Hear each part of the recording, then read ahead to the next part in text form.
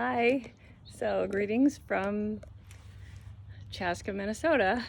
It is actually the 5th of July today, and I thought it would be nice to give you a little garden tour. I did videos like this for Mom last year, the year before, so I thought I'd continue in the tradition and see if you like them. So, I'm going to turn the phone around and show you around a little bit, some of it. Russell would give a very in-depth tour complete with Latin names of all the plants, but we're going to be simple here. All right, here we go. Turning the phone around.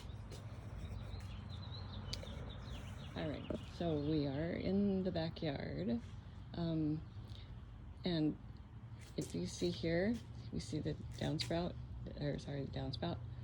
all the water off the top of the flat roof comes down through that downspout. So, and Russell has planted a whole bunch of natives here. He's very proud of his lily. It's his first lily. We can applaud him here for that. And then he's got sedges and oh gosh, he should be the person doing the tour. Hi Pixie, don't eat any sedges, okay, sweetie? Yes, hello. She loves it out here. Yes, happy little doggy. So, and then we have this. These flowers only last for like a day or something, but then look how many of them there are. They're beautiful. So this is our ad hoc rain garden. So these plants help with capturing some of the rainwater and filtering it. Let me see. I'm gonna do kind of, I guess we could call this a lightning tour, so I'm not gonna bore you going on and on and on. This is a new bed, and when we went to a native nursery, we noticed that people were in one of the nurseries in someone's backyard. They had logs edging their bed, so we're like, yeah, we're gonna do that. So also the mulch, we had to take out our second and last ash tree. So that's what the mulch is made of. It's chopped tree. Anyway, we got, as you see here, a baby fir tree. And it is sort of the classic Christmas tree shape, or it will be when it's a grown-up tree. So yeah, right now it's very tiny. And this is the hemlock that we planted almost 3 years ago. You can see in this light, but it is finally starting to get bigger. It was not very healthy. Russell got it on sale at the mustard seed, and we kind of helped it along, and now it's starting to look bushy and fluffy, and you see how pretty, happy. And then, so all this back bed, there's Pixie inspecting. All this back bed is all full of native plants, and I'm gonna leave the descriptions of everything to Russell and ask him to do a video garden tour for you guys, if you would like. But it's all just, it's biggering up. And where is it? Oh, so we learned, so he has videos of all these different experts on trees and natives and so on, and this one guy was talking about how if you plant one tree by itself, it's much more likely to topple over than if it has buddy trees. So here in this little jungle of things is a baby oak tree. So it's a swamp white oak, like the one we planted not last year, but almost 3 years ago, which is this one. And this is a little chokecherry tree, which I think is a little too close. Russell planted it. So if we move it, we'll move it in the fall. So maybe I'll show you the tree with me so you can kind of see maybe the scale of the tree versus me. It was a stick when we got it, bigger stick than these other little trees, but it's getting pretty big. Let's see, we have lots of butterfly weed. We have Ollie grazing. We have, those are my peonies, and Russell wants to move them because he wants natives there instead, so I am going to acquiesce and we'll find some place for them to go. We are getting monarch butterflies in here, but I think mostly because we don't have a lot of nectar plants for them. We have some, but we have milkweeds, so I think they're laying eggs and hatching, the ones we're seeing. And then these are hazelnut trees, and this is a little, they call it a copse. So when they get all big, it's gonna be like a shrubby place that you can go in and pick nuts. So it's very nice. So this is an addition that we added last fall. Let me see, everything looks a little bit hot. It's in the kind of mid-afternoon, but Russell built this bed in a corner-shaped bed. And I have peas growing against the fence. They've been making peas. Ollie likes to go after them. And I have beets and kale. And then this is a really cool kind of round squash. Gets pretty colors, and you can eat it at different times. Like you can eat it when it's kind of more like a zucchini. And then you can let it harden up like a winter squash. And this here we go, up you go, dear. We made an arbor out of, well, Russell did go and spend 12 bucks on bamboo poles, but otherwise we just used whatever the heck we had and made this arbor. So I can walk under it without stooping after I go into the entrance. But I think Quinn is gonna just love this. That one's got beans climbing up it, and there's some sunflowers. That one too. Okay, this here, let's see, I have an example. Where are you? Oh yeah, this is called, Rampanchetti.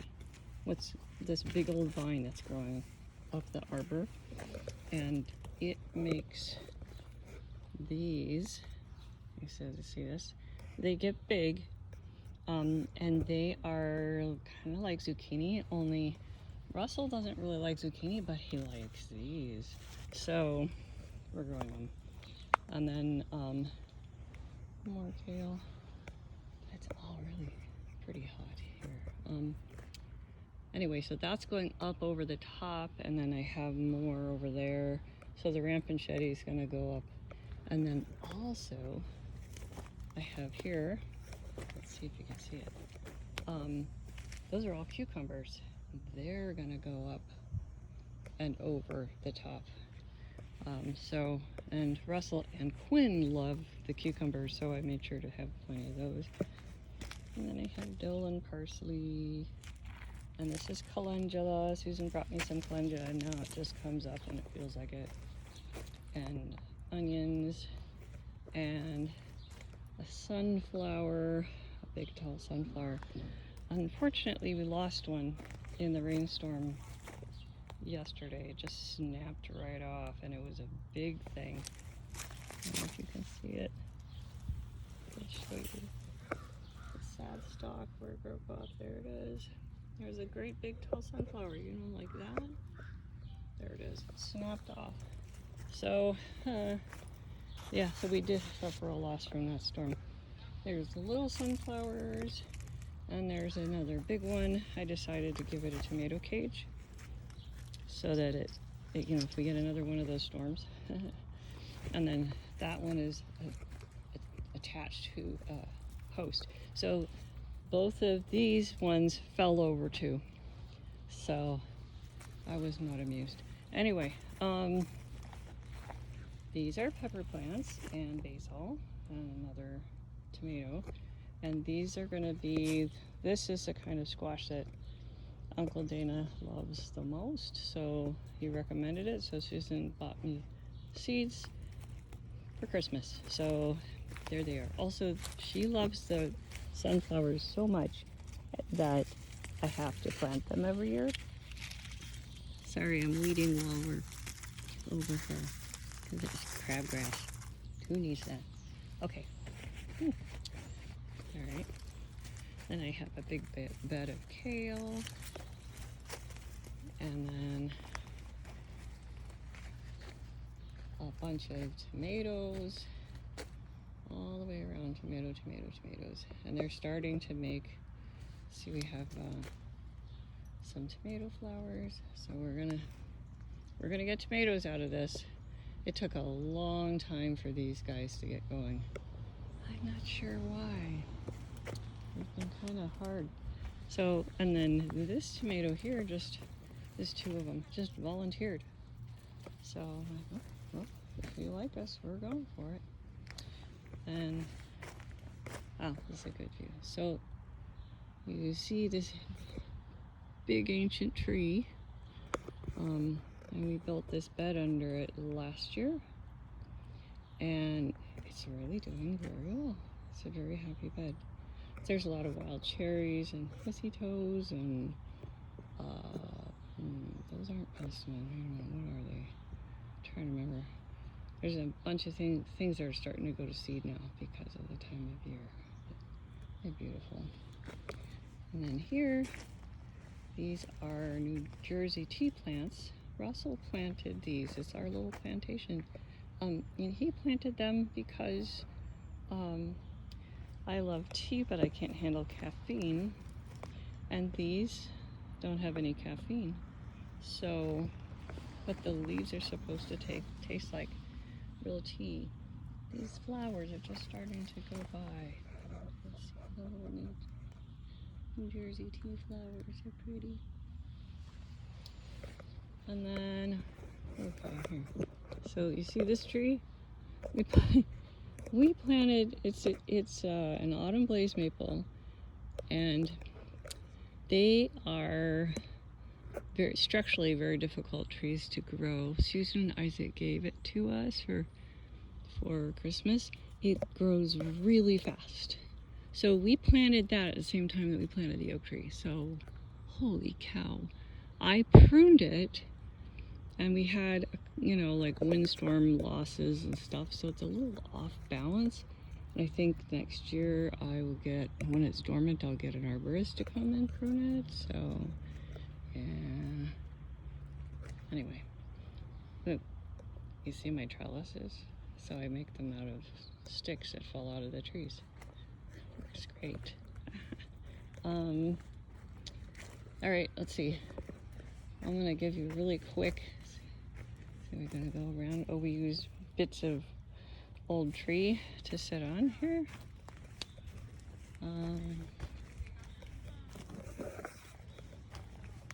It's really bright right now, so it's kind of hard to like this. It'd be better if I did this when the sun wasn't so, you know, shining. So we have hostas and hydrangeas. Russell does not approve, but we do anyway. They came in the house. Okay, really quick. This bed over here had the ash tree in it, the last ash tree that was dying. So we took it out and made mulch out of it, and Russell got a whole ton of native plants, and they're already getting big. So he planted them really close to each other. Yeah, it might be okay. They'll just grow together.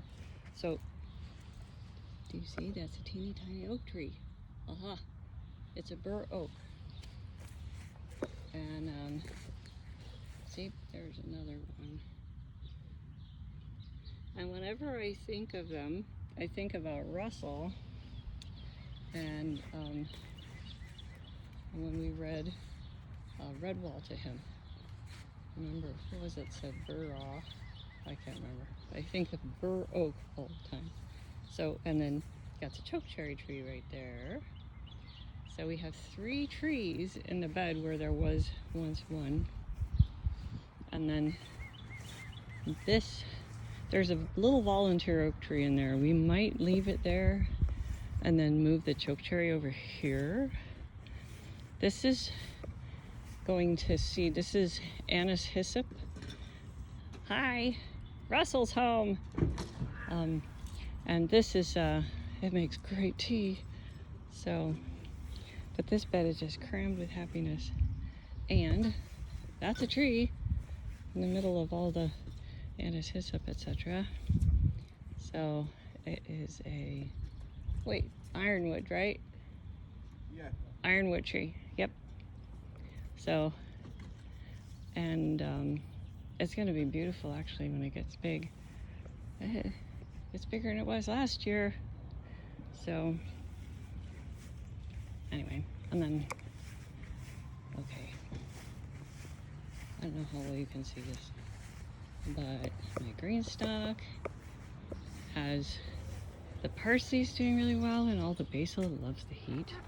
And I have little beets growing in here. See, there's a beet. And lavender, and these tomatoes, and they're kind of leggy, so I think they probably wish they had a little more light, but they're making tomatoes. Can't argue. Hi, Russ. I'm doing a little video. My proposal is to send it to, put it on my YouTube channel for, and send a link to Brian and Savannah. So just want to kind of do a little garden tour. This is a cherry tree. That's Russell. And then what this is, oh wait. These are more natives in this pot. Look how cute. And then we have, that's spotted bee balm, yes? This is spotted bee balm, which is doing much better than this hosta over here, which I think we should just pull out, because Russell is gradually just putting natives in here, which are a lot happier. So anyway,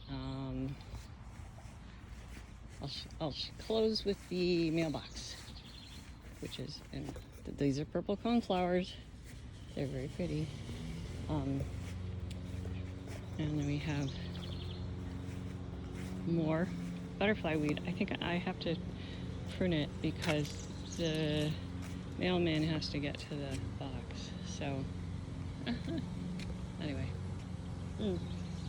All right. So love from Minnesota, and maybe you can do the same with your house or your garden or something you want to share, your kitty, whatever you want to share with us. Bye-bye.